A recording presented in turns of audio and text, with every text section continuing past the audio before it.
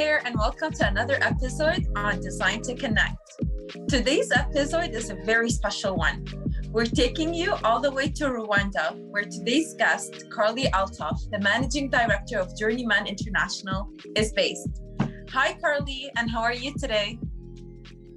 Hi, how are you? I'm fantastic. It's early morning here in Rwanda, so just starting off the week and feeling really good. Well, good morning. Good morning. Yeah, exactly saying that it's early morning there. Should we say what time is it like all around? Like now Hadil in Toronto, what time is it there? It's 1:30 a.m. Okay. And Carly, you're 8:30 a.m. Yes. And yeah, I'm in 7:30. So yeah, but I can see the sunlight, the yellow sunlight that I don't see it much here in Milan. So I'm actually jealous of the warm weather around there.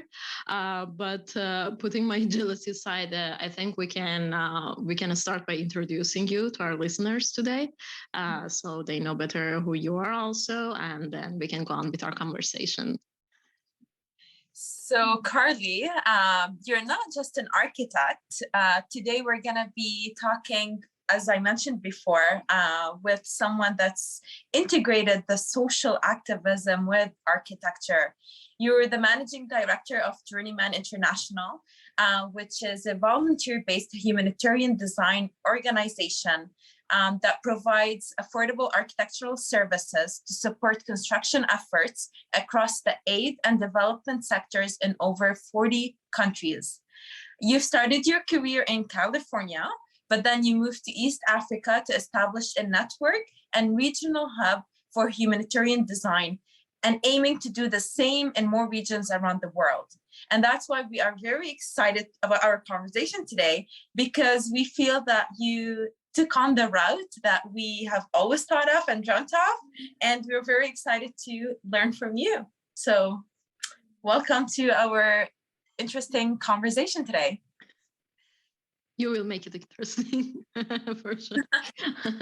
So, okay, starting with the first question, just listening to your bio makes me think about like your personal story. Like as Hadil was saying, I think this is the exact story that many of us had in mind, that wanted to move maybe to Africa, have this experience, these community-based experiences for some years. And maybe one thing led to another. Some did it and some didn't do it.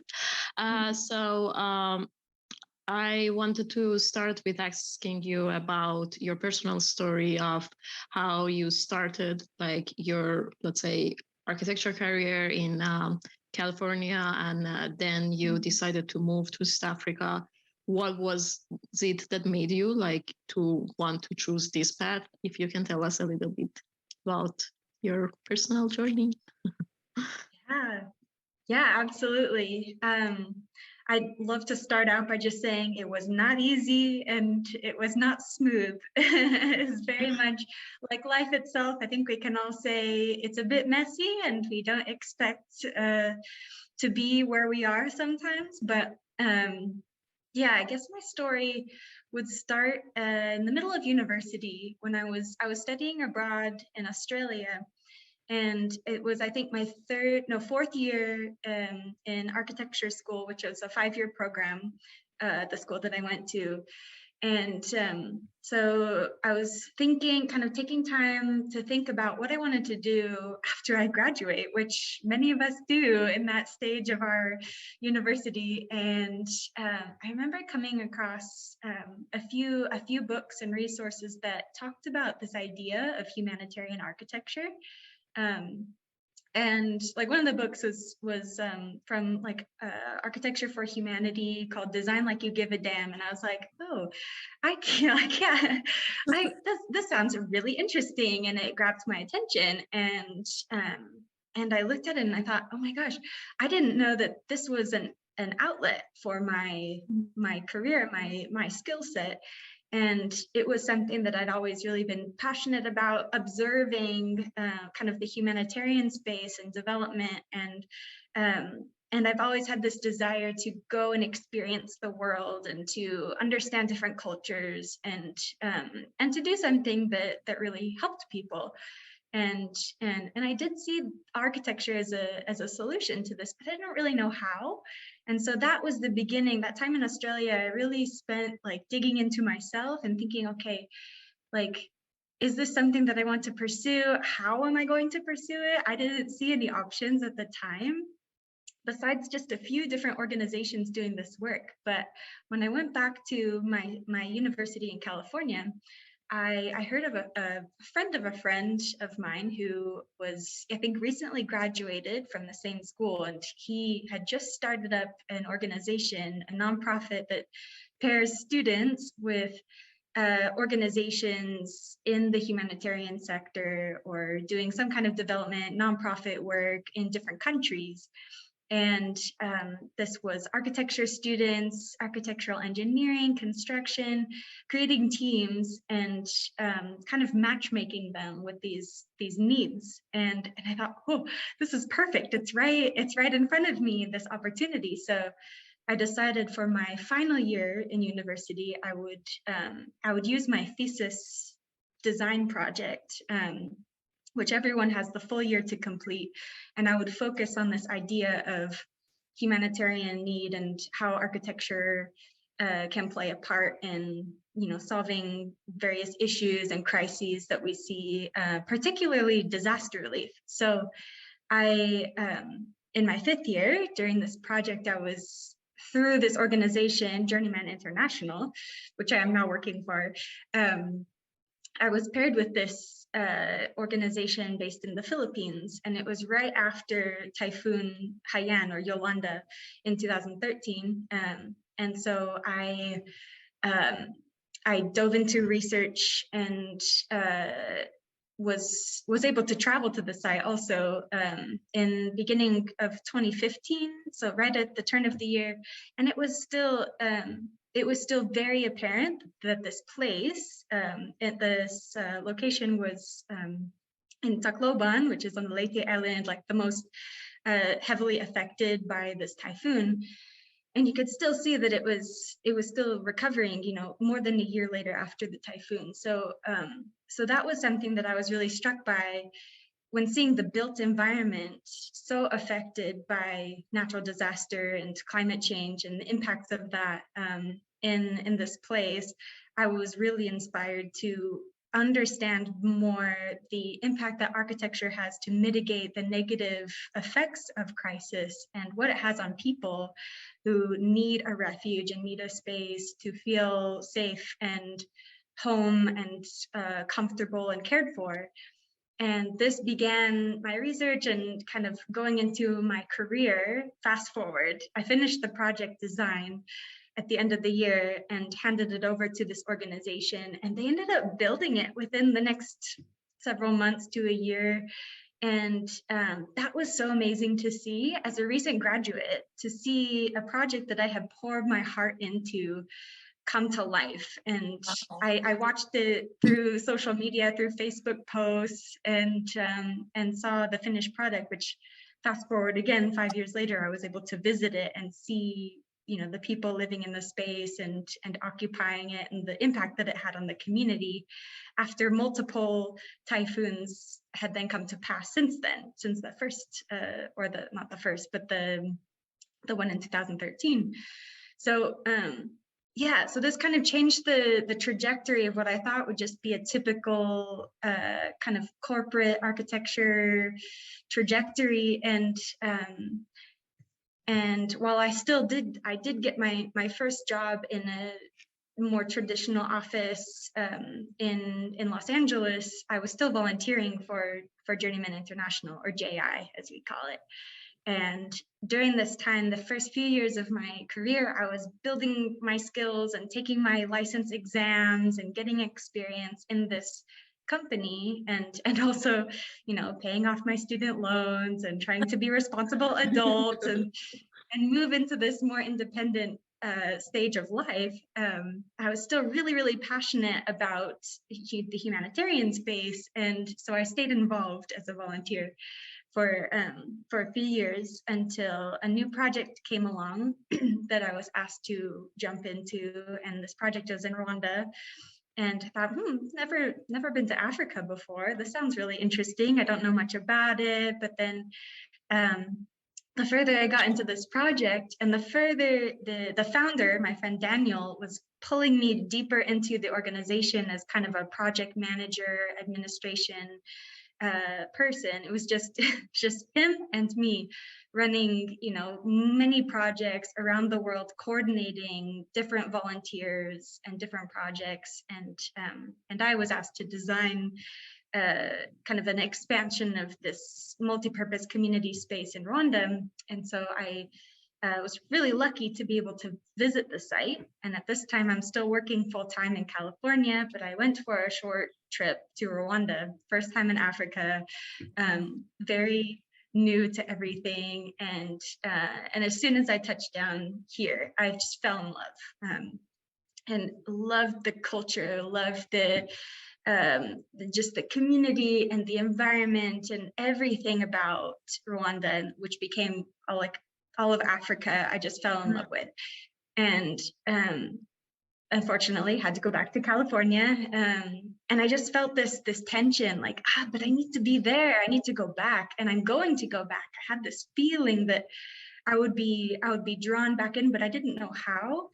So I just kind of waited patiently for the coming months to pass, and kept working on this project, just pouring my heart into it, and designing a community space, having met the people and understanding the needs and things like that. And it's a very rural area in the north where we built a library for them. And they wanted a community space for different churches and gatherings and trainings and things like this, and a play area for the kids. And so, it was again, just so meaningful to be part of something that made a bigger impact on people's lives than I was seeing on my day-to-day in California. And eventually, so the founder, Daniel, approached me and said, okay, so there's kind of this idea brewing between us and this one of our partners in Rwanda, that what if we sent someone from Journeyman to go to East Africa, to be based in Rwanda for a little while and build up a network and see if we can find people on the ground to coordinate things. For the time being, it would be me, and I would go and kind of look around for different projects and different people who might be able to help us, and find volunteers, find different organizations that we could partner with, and kind of see what happens. So it was very open-ended, what if, very kind of rough idea of what if we tried something and just see if this experiment works. If we can have a team in Africa made up of African professionals, how much better would it be to coordinate projects in this region with local expertise, people who understand the culture and the policies and everything around that. And so I spent, first, it was very easy for me to make that decision. So I just, dropped everything. I quit my job in California. I sold everything, I narrowed my life down, simplified, and just moved over for an indefinite period of time. I didn't know how long I would be in Rwanda. Maybe maximum 2 years. Here I am 4.5 years later, but I didn't really know what the result would look like, but I just decided to give it a try. And because I was willing, this opportunity came up and I took it. I said yes. I could have said no, and I could have stayed comfortable, but I decided to take a big step out of my comfort zone and kind of risk this adventure. So for the first few years here, honestly, it was really hard, and I was trying to network and meet with people and work with the university in Rwanda that has an architecture program. Luckily, this was a great connection to have, because some of the students were able to do internships with me, and I was able to kind of integrate the same model that we had in the United States when JAI started, and kind of build the same program in Rwanda. And that started to grow. And over time, networking with different organizations, like nonprofits working even in Uganda and Kenya, Malawi, South Africa, we started to spread further and further outside of Rwanda while digging deeper roots in here. So I started to see, okay, this is a more permanent situation than I thought it would be. And I stuck around, and I during the pandemic, actually in 2020, when COVID hit here, there was a very long lockdown period where I had just this feeling like, okay, I need to make this, I feel like I need to make this bigger than myself, because for a few years it was just me coordinating everyone and kind of managing all the projects myself, and kind of moving this organization into a space where we needed more people to help. So I decided in 2020 to kind of use that time to build up a framework for a company, like a local business in Rwanda, that we could use as a branch of the organization to kind of start hiring people and build a team and be able to contribute to professional development here in Rwanda, because I saw that was a need in the architectural industry. And yeah, then it became a company, a business. And then the last couple of years have been, growing that and digging deeper and building a sustainable model that would be able to outlast me, and kind of experimenting with this idea that maybe if we implement this strategy in different parts of the world, we could have teams, not necessarily businesses, but we could have teams coordinating humanitarian projects through volunteer work, through in-house design, and kind of spread this movement across the world. And so it's just, since I came to Rwanda, it's become a bigger and bigger vision. And the more people I meet, like both of you, who are so passionate about this kind of work, the more I see there's potential to build networks in different places. So that's kind of what the future is looking like. And yeah, where I am right now is just, things are going really well, and we have an incredible and talented team here managing projects. So so it's been a crazy journey and a bit not a straight line, but it's been great. Wow, thank you. And I think this is the idea that we have in our minds, that once you have a plan for something, it needs to go flawlessly. And then the fact that you shared your journey with us, it just reassured us that no matter how much planning we do on how we imagine our lives is going to turn out to be, it's nothing like that. So we might as well take some risks. And like you said experiment. I really like that word, because we're really experimenting here. We don't know what's going to happen. But that experimentation, if you put your heart and your soul to it, it's going to lead you somewhere so beautiful. And those are some of the reflections I was reflecting on while you're sharing your journey with us. And it actually leads to our next question, because the more that we talk to people and the more we learn more about the different backgrounds and the different cultures, we realize that we are actually way more connected than we think we are, especially when we want to talk about the West and the East cultures, right? And based on your experiences, what are the things that you felt that shaped you and you learned from the Western culture and shaped your vision and your approach to architecture, and you took with you? And then if you were to take the things that you learned from the place you are in right now and take back to the Western world, and would you think that with the advantages that we're living today with the social media and the technology, that we can actually start collaborating to bridge those gaps between cultures to actually help one another integrate and learn from one another, right? So take the strength of the Western to apply it in the Eastern world, and take the strength of the Eastern world and apply it in the Western world. I could have made my question much more easier, but here you go.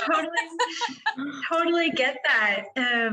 Yeah, and that's such an amazing question because it's something that we've been talking about as a society in this world that's becoming so globalized and so connected through these things you're talking about, like social media, where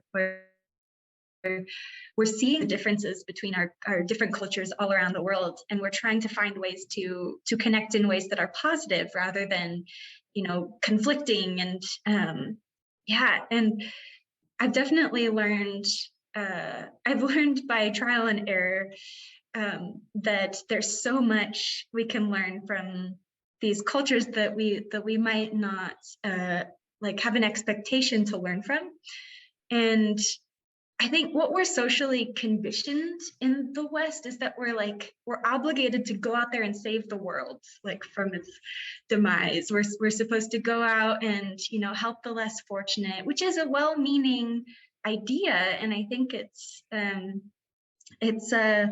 it's great to want to help people and to want to make an impact in the world. But I think when you create this kind of this otherness of, we, the more fortunate, the more the more able to go into different parts of the world and work with other communities, work with people who might be in need or in crisis. We feel this sense of hierarchy, or I'm trying to think of the word, patronizing, privileged, patronizing, a little bit. And I think something that I've learned in my own experience is just how much capacity and how much wealth exists in different professional networks in places that we call the developing world or the East. And yeah, since coming to a different country and a different culture, I've learned that there's so much that I don't know. There's so much that I can learn from the professionals that I'm working with in Rwanda, and same goes anywhere. Maybe instead of creating this gap between us from the West and them in the East, why don't we work together and start to collaborate from different sides of the world, from different expertise and different cultures? And that's sort of the direction that our organization has evolved into from starting off with this model of, from this university, sending students from the university to different parts of the world. It's great to expose them to different cultures and ways of life and expand their worldviews. And even in both directions, people can learn from each other by this kind of cross-cultural experience. But then as I started to see, what potential there is in working with local professionals in these other parts of the world, I started to kind of try to shift this model from having volunteers from the West or from the United States or Europe or wherever go to these places in the developing world, to more engaging with local professionals in different countries in the developing context, and sending them to the US or engaging them in projects in their home region or abroad, and starting to mix that model and localize more the expertise that we employ in the design world and with humanitarian needs. So because the people in these contexts understand so much better than we across the world understand how to deal with these and create, solutions to crises and social issues and environmental issues and things like that. So our model has shifted to become a lot more inclusive and have a lot more exchange between the East and the West, or so I've learned a lot.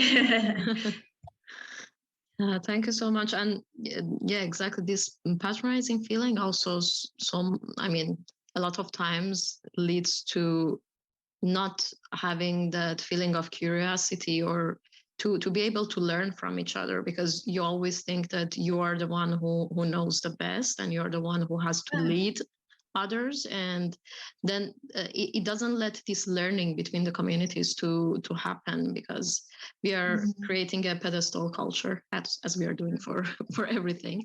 But yeah, I couldn't agree more. And it's not that as if there's no problem in the West. Maybe especially in terms of social issues, we have more issues in the West with the loneliness and the individualistic way of living and everything. And for so many things, I mean, me and Hadil, we are both coming from East and living in the West. And I think for so many things, Western culture could learn from East, just in the way of how to be happy, how to have connections even with your family members, with your close ones, just meet and, I don't know, this like modern individualistic life in the West is creating so many social issues in different levels also. But of course, there are problems also in the East. So there should be that exchange for sure, as you mentioned also. But going a bit into deeper into like having a humanitarian career, something that Hadil and I discuss a lot is how sustainable this model of seeing humanitarian jobs as voluntary work is, because at the end of the day, all of us need to gain money. That's the reality of the world. And if we want these social changes, these issues that exist in the world to improve, we need to pay the ones who are doing it, and because they have to live their lives. So we wanted to ask you about how we can change this mindset around humanitarian work to not to see it as a voluntary job, but as a job.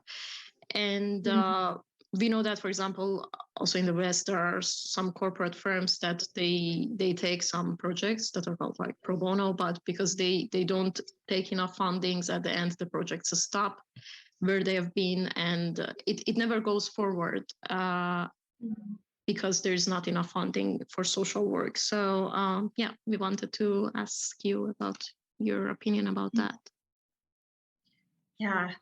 Yeah, another great question. And I completely understand that struggle where, we working in the architectural fields see this tension between wanting to give our skills to worthy causes and maybe support projects that might not pay as much as we need to survive. And there's just kind of tension in our careers where many people feel stuck and like they can't give their hearts into something that's really meaningful and purposeful. But I think a lot of this lies in your mindset and your ability to create a humanitarian career out of what you're maybe already doing, or finding ways to get involved in this kind of work and integrating it into your work.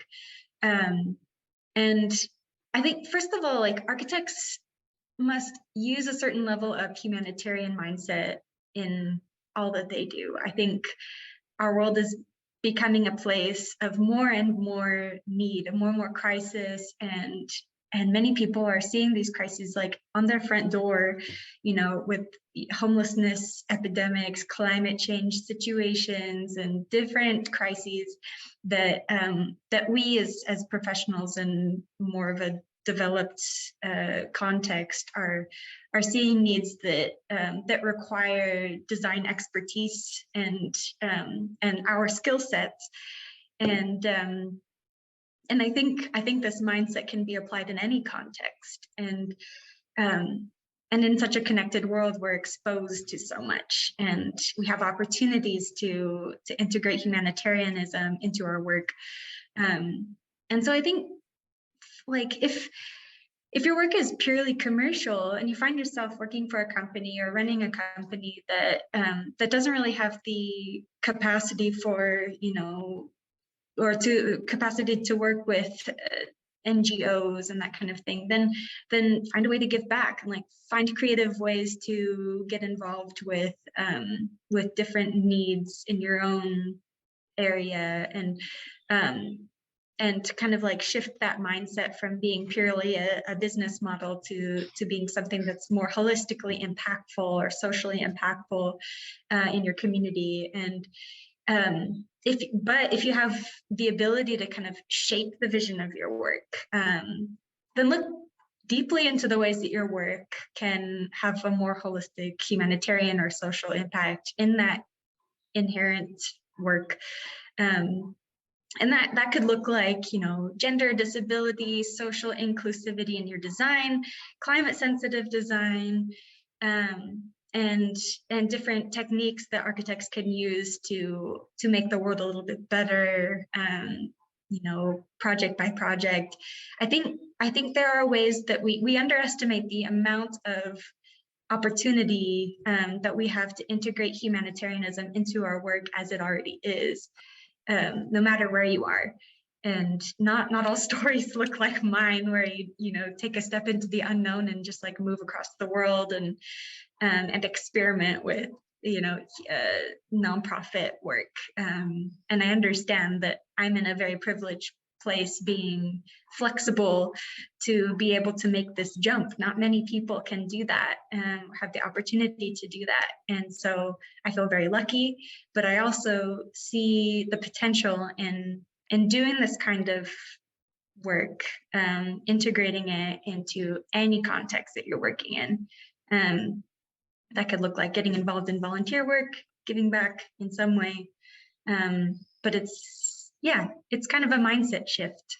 Yeah, and also not only, like, I think we also need to start looking at it from a mindset shift, that we should not keep looking at when someone is given this opportunity as a privilege, because I feel that you're providing, like, you're utilizing your privilege to the use and the help of others, right? You're providing opportunities to other people. So it doesn't, in my perspective, again, it's like, what's the definition of being privileged, right? So are you're using that for good? So isn't that humanitarian? But we also, because we associate doing humanitarian work, there's such a guilt, or at least for myself, there's such a guilt when I feel that I'm making an income out of something when I'm giving back, right? That whole concept of how can I be helping and giving back, but in my mindset, my mind is still business oriented, because I'm trying to create like a business module. And that's why I loved when you said that there are other ways that we don't think about, that it's like still humanitarian and we're still like giving back to the community, but not in the sad or negative image that we have created what like nonprofit or humanitarian work is. I don't know if Arizu wanted to add comments on that. I don't know, you said it all. Thank you. It was like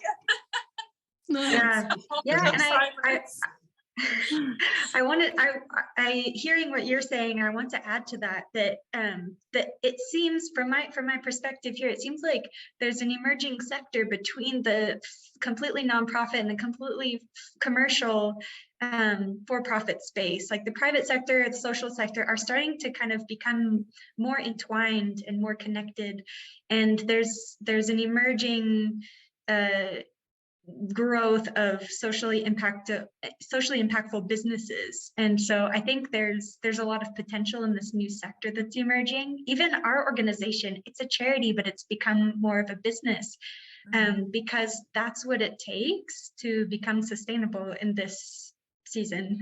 And I think if we see that as, you know, humanitarian work doesn't have to be nonprofit, it can be for profit. I think that can help with this mindset shift as we kind of transition to this new social sector.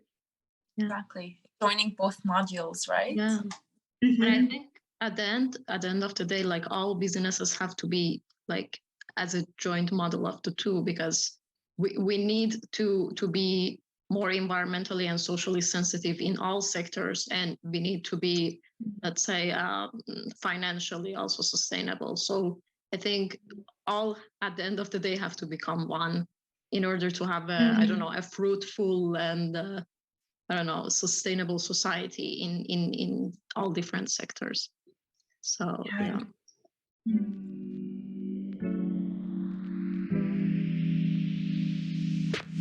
You are listening to Design to Connect. Thank you for tuning in. We'll be right back.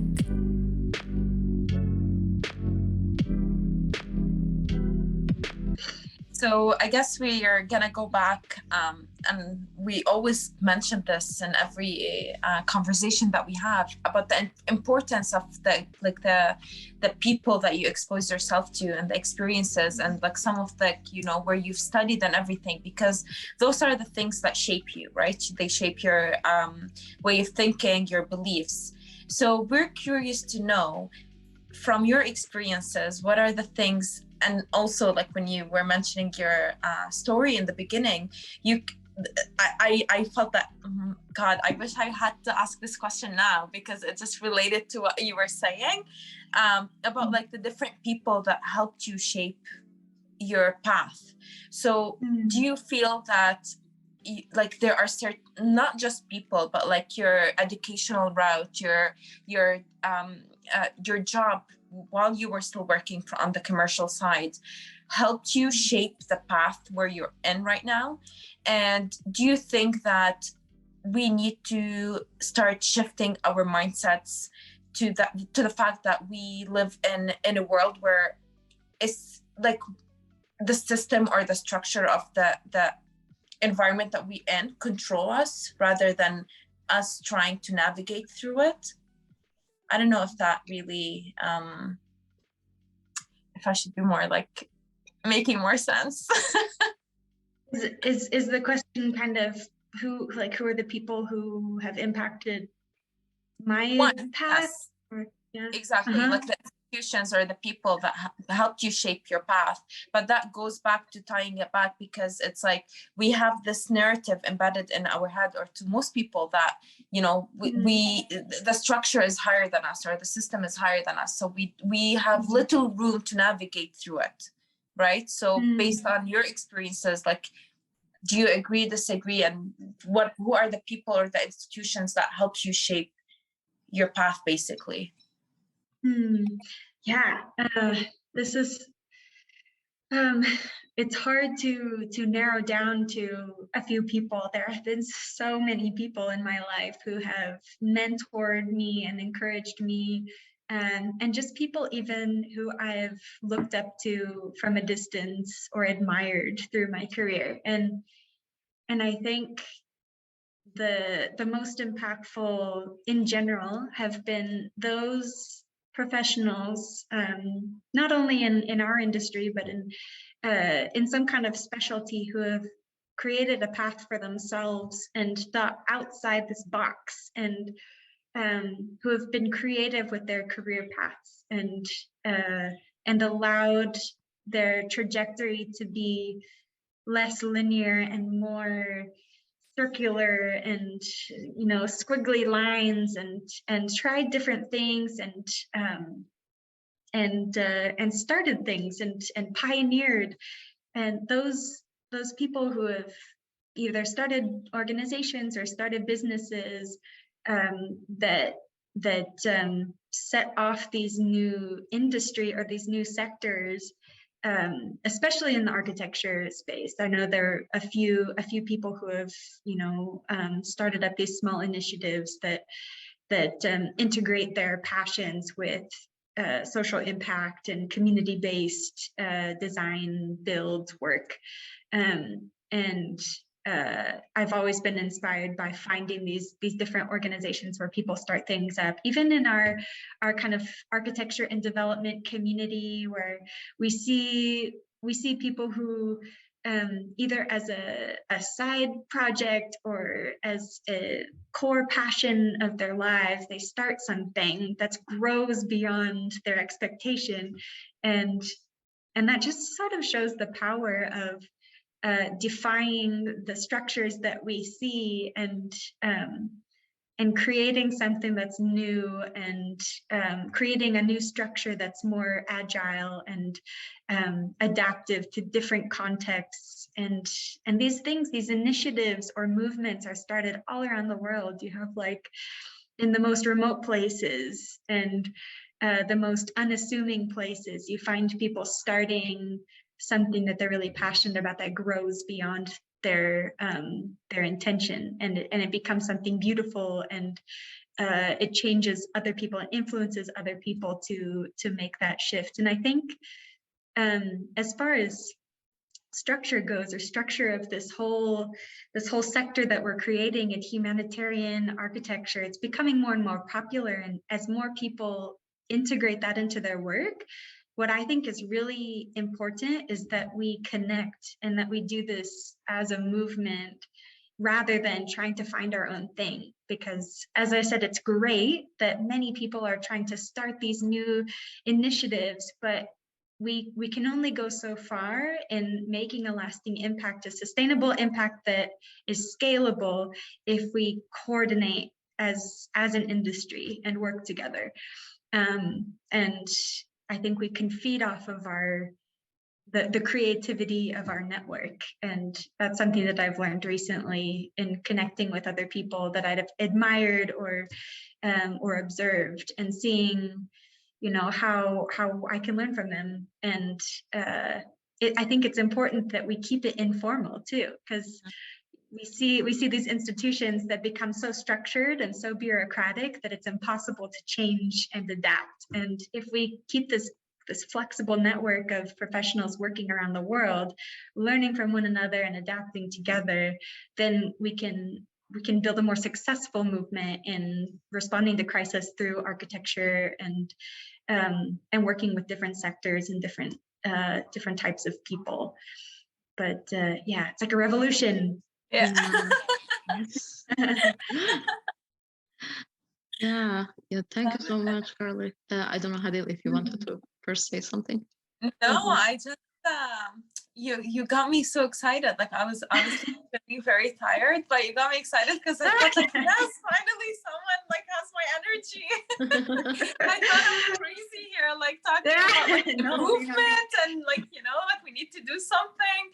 And wow, here we come. It takes a little bit of craziness to fire up each other and keep the flame going and spread that around. So exactly. I appreciate that. Yeah, because sometimes it might just feel so lonely, you know, like lonely and scary, and we really need this connection, yeah, as you said. And first, it's the second episode that Architecture and Development name comes from our guests, like they talk about it. So yeah, we should tell this to Rob and Changfang for sure. Yeah. Okay, this is the Italian what is it called? Oh my god, I forgot the word. Car that goes to hospital. It's very loud. Like ambulance. Yeah, the ambulance. Oh my god, yes. It's okay, early. Yeah, but yeah, and I really hope that we can do that through Design to Connect. I mean, one reason that we started with Hadil, this channel was exactly this too, because we were questioning, like we were questioning in general, and we really wish to connect to people who have done it or are trying to do this path, and really learn from each other, because I think that's one of the only ways. Okay, only and one of doesn't go together, but yeah. So yeah, going let's say into how we perceive change and, let's say, movement and any solution in our today's world. We feel that, like, in our society of today, we are always looking for the, I don't know, next technology to come and like save us as humanity, to solve everything. Like I don't know, we became very, let's say, science oriented. Not that it's not good, but it has become as if like it's all we have to solve, you know, any issue that exists in the world. But as we were reading also about Journeyman International, we read that like the idea, the concept behind is the using the resilience of communities or community-based designs to fight the crises that are existing in the world, and to fight poverty and different issues that exist in the world. And I wanted to ask you, why do you think community-based designs or something that emerges from people could have that power to solve or to navigate the biggest issues that we see in the world, especially as I said before, like in a world that we are so technology driven, and we always look for a outside solution to come like and save us. I don't know, kind of. So yeah, if you could tell us about that.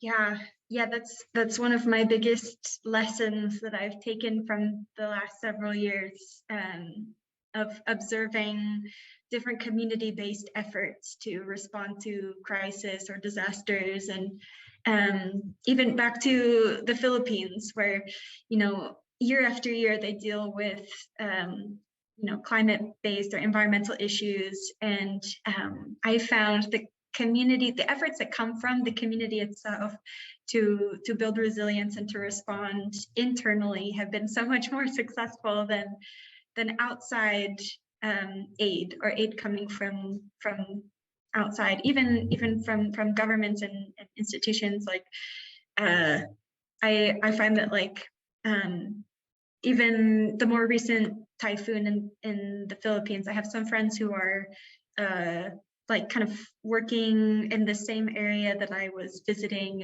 and the same area that I did my project, where in the more recent typhoon there's been a lot of need coming from that, and the community itself is mobilizing, and it's not only out of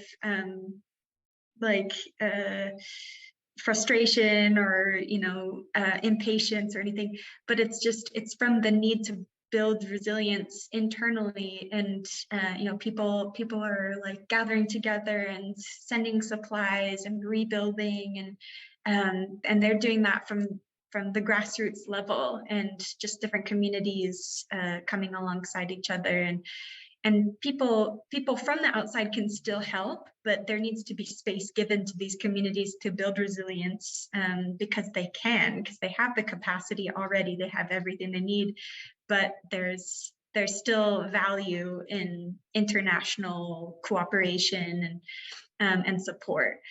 But even other places like northern India, Nepal, when they have earthquakes, they have people building these like resilient structures to earthquakes and landslides that people from the outside might not fully understand how to build with local resources and local expertise, and they've found their own solutions. And and I think most of my learning experience has been from these like locally based grassroots initiatives, and I've been so inspired by that, and it's not preventing me from wanting to come alongside them and work with these different communities, but it's helping me to set a boundary of not trying to do too much, or not trying to help in the belief that I know better. And I think if we all have that mindset of humility, and we go in with a mindset of learning from the people who know better than us how to respond and find local solutions, then we can collaborate so much better. Wow, Carly. Wow, I hope like you realize that what you said, the message behind what you said is way bigger than like just talking about communities, because it's about underestimating one another and underestimating the what we're capable of doing, just because we think or we see things in different ways. And this goes a lot to we should be, like how we deal with life in general, right? We think that just because the way we see things, that's how everybody needs to practice, or yeah. So thank you for sharing that at 2:30 a.m. God, what a reflection. I hope you can sleep well tonight. Yeah. But adding on to what you're saying, so I was reading a book called The Politics of Trauma. And this book, it helped you understand on how to deal with oppressed communities that suffer trauma, and talks about, like, you know, what are some of the methods of change. And I am a huge mental health advocate, and I do believe in integrating psychology and mental health in every profession.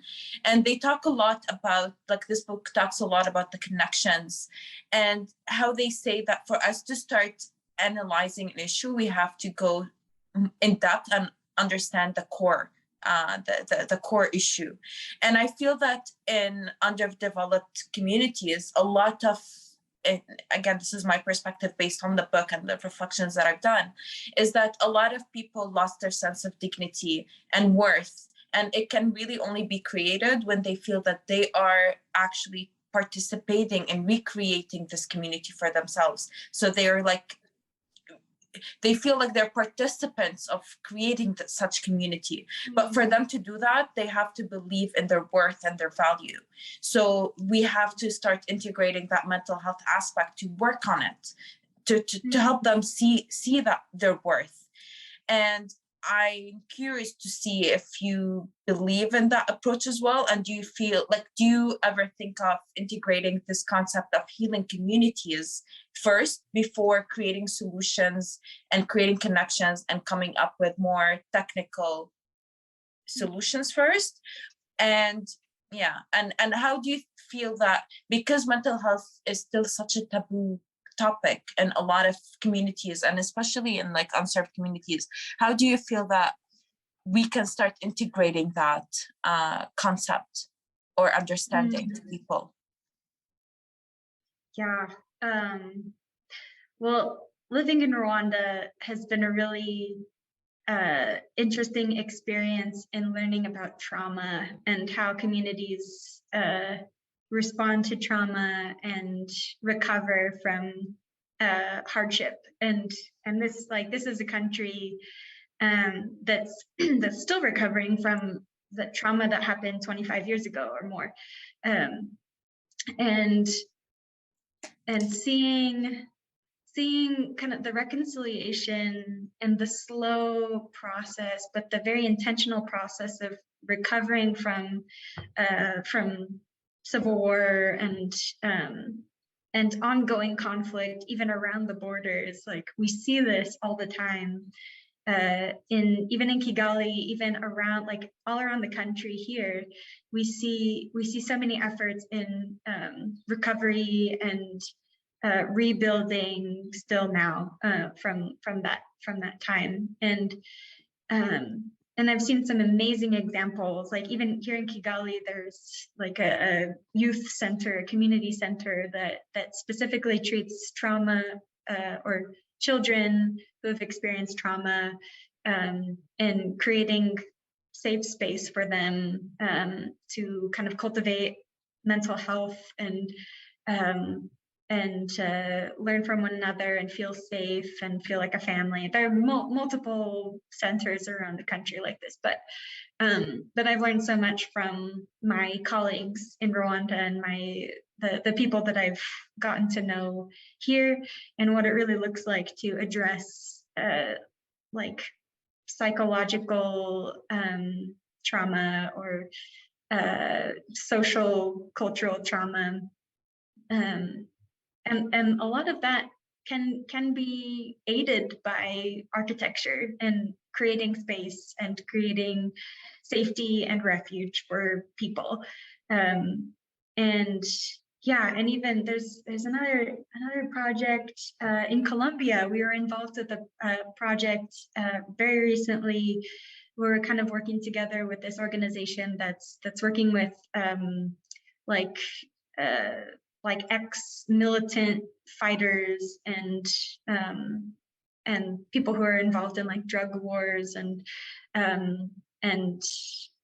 you know, rebellion or trying to make a way for their lives, and employing them in the manufacturing of these structural frames that can be used for affordable housing or like transitional housing and or community space. And so, you know, taking something traumatic and creating something from that, like you're able to take people who are experiencing that hardship and that crisis and give them purpose and meaning, and you know, like cultivating a better environment for themselves, their families. Most people just want a better environment and find themselves in a traumatic situation or conflict or something like this, and like creating opportunities like this project in Colombia, creating opportunities for people to serve and to support themselves can help to heal these communities from crisis situations, and that's something that we can participate in, and that's really empowering as someone like someone who has a skill set that doesn't feel very connected to mental health, trauma, crisis.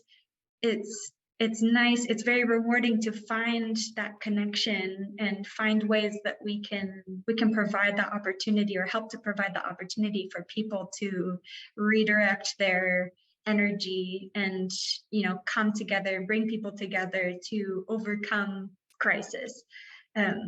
And like we were talking about earlier, this is a joint effort. It's not just one person coming in and solving all of the problems. It's everyone together trying to come up with solutions to integrate recovery and resilience in not only the built environment, but the entire environment of a community or even a population, country.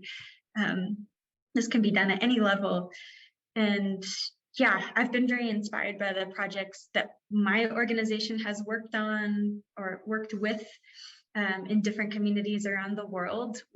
I've learned from the communities themselves how to find creative solutions to deal with crisis. So yeah, there's a lot we can learn when we open our minds to collaborative work instead of just trying to dig deep into ourselves to find the answer, you know? Thank you. Yeah, thank you. And yes, as you said, it's like it's a twofold process. It's not that you first like heal the trauma and then you start the participation. It's something that happens like simultaneously. Like through the participation you heal. Of course, you need a support system to make the process of healing also easier. The ones who are professionals, but it's like that it goes together. There's no first step and then the second step, like, okay, now you're ready to enter the, I don't know, society and to participate, but it's as if it goes together. And yeah, I think it's a learning process for all the professionals that work with these communities. I mean, it's a learning process at the end of the day, because you never know what you're going to face the day after. And it's always building these empathic relationships together to try to understand each other and like build the best possible solution out of it. So thank you so much, Carly, for sharing that. And but sadly, it's becoming 1 hour, and we have to like kind of end the conversation. But before we end it, we wanted to ask you about some last minute advice or tips for ones who want to start a career in humanitarian sector and architecture with social care. And like, if you would give, what advices you would give to someone who is maybe just starting or is trying to make this shift between the corporate job and the humanitarian sector? And yeah, if you could share that with us. Thank you. Yeah, Wow, I receive hundreds of applications into our website from people who want to volunteer, who are working in the architecture field or about to go into architecture from university. And there's such passion and there's such willingness to give back or to support, humanitarian work or development in some way. And I'm always so inspired by this passion. This is what gives me energy when I look at these applications every day. I read through every single one, and I just marvel at the capacity that exists everywhere in the world. We have people from Cambodia, India, South America. We have people from across Africa, the United States, UK, like everywhere. People are seeing opportunities and seeing needs in the world and wanting to serve. And so, just like you're saying, there's so much just expertise out there and people who want to support. And so I'm first of all very inspired by that, and I want to encourage and empower people to get involved somehow with some kind of efforts. And I wish our organization could take everyone who applies and get them plugged into different projects and meaningful work.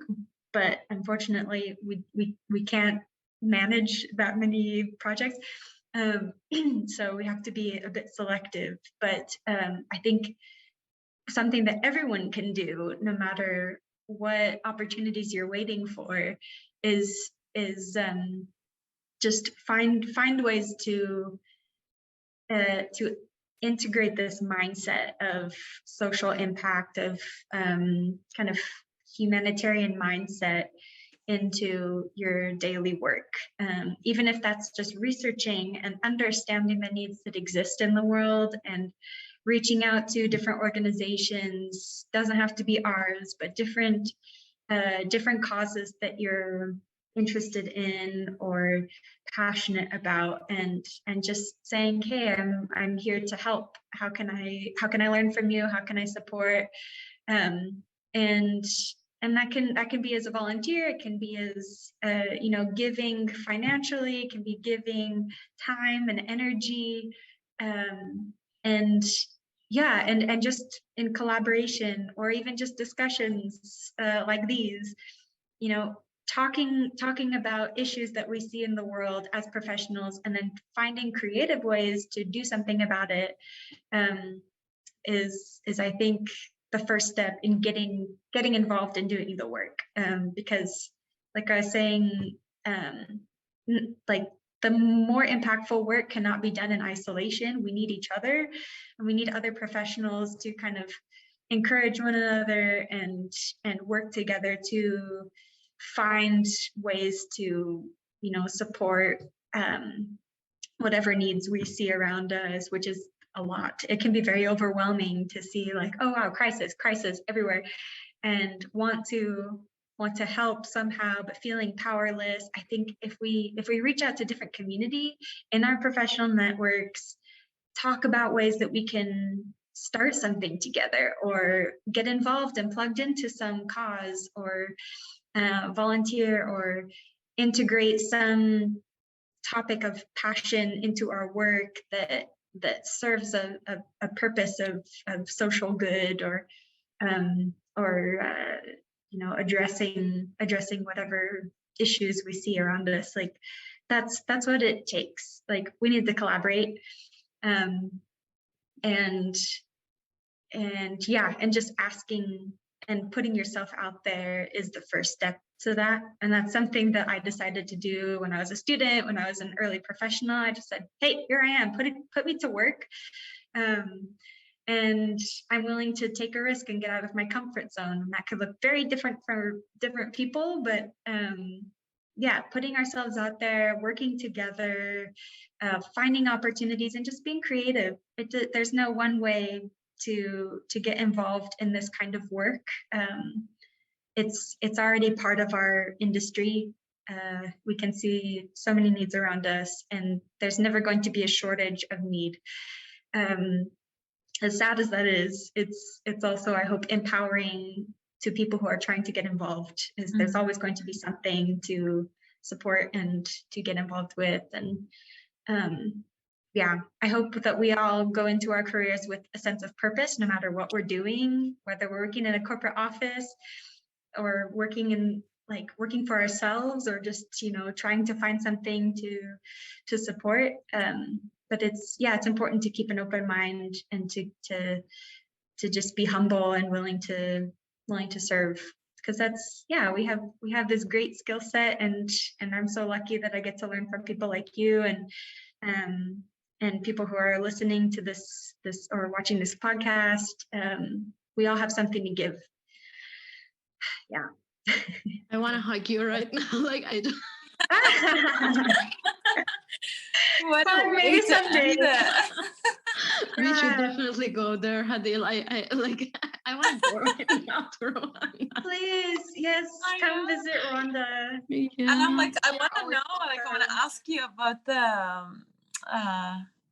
oh my God, the statues behind you, because like, Oh, yeah, they're yes. so beautiful. very intriguing. I collect masks from different places. Like, they're all kind of from different countries, or Wow, with, that's like, so cool. there's Congo Love it. flag, there's Malawi, I don't know. But I love collecting little things like that. Very, Really very. cool. Okay, first meeting, me and Hadil, we are coming to Rwanda. Yeah, action plan. Yeah. Thank you, Thank Carly, for this ending. Really, very thoughtful, and you can tell that it was coming from the heart. So it really means a lot. And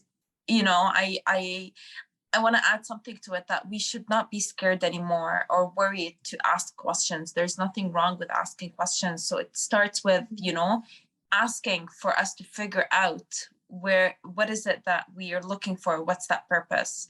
But you won't get there until you, like you said, get out of your comfort zone. So thank you for taking your time, taking an hour of your day today to have this conversation with us. And as you can tell, my voice is dying. It's so unusual of me, because I'm always like so loud. But any final words, any final thoughts? Where can we find you at, like, what's the best approach for people to connect with you? I guess final thoughts would just be, don't lose hope in this world that's so messed up. I think everyone here should just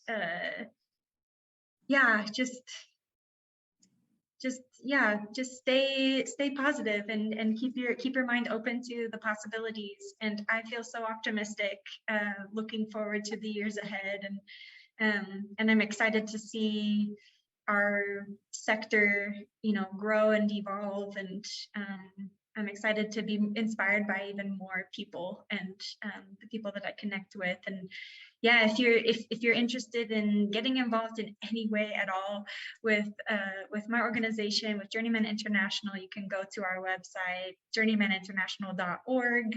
You can follow us on Instagram, LinkedIn, Facebook, Journeyman International. You can follow me personally and connect with me. I'm usually very active and responsive, trying to connect with people and find ways to collaborate. That's my job, is finding people and connecting and filling gaps. And I'm always happy to just learn from people and talk and do this kind of thing, just kind of mutual, just like empower ourselves and empower each other, encourage. And I think we need a lot of that a lot now. I have days where I need someone to be like, it's going to be okay. And so I'm always happy to connect. Follow me anywhere and connect with me. And I'm really thankful and really honored to be part of this podcast, part of this discussion. And I hope to continue the discussion with both of you and stay connected, stay in touch. And yeah, I think this is a really great thing that you're doing. We really need it. Oh, And thank you. yeah, and I'm excited to see it grow. Thank you. I want to do I'm a dance mostly right now. Yeah. Yeah. Okay. No, and so hopefully in person as well. I'm Yes. excited Yes. to see a lot more physical connection as the world opens up more and more. So Oh, yeah. Yeah. Oh, Well, thank you so much. I'm Sorry, go ahead. speechless. Thank you, Carly. Thank you so much. Really. I don't know what to say. Thank you. yeah, thank you. Hope Okay. you It's have such a pleasure to a meet with you wonderful both. day. Yeah. Yeah, Yeah. thanks. Say hi Have a to good night. everyone from there. From Yeah, us. I will. All right. Ciao, ciao. Bye. Bye. Bye.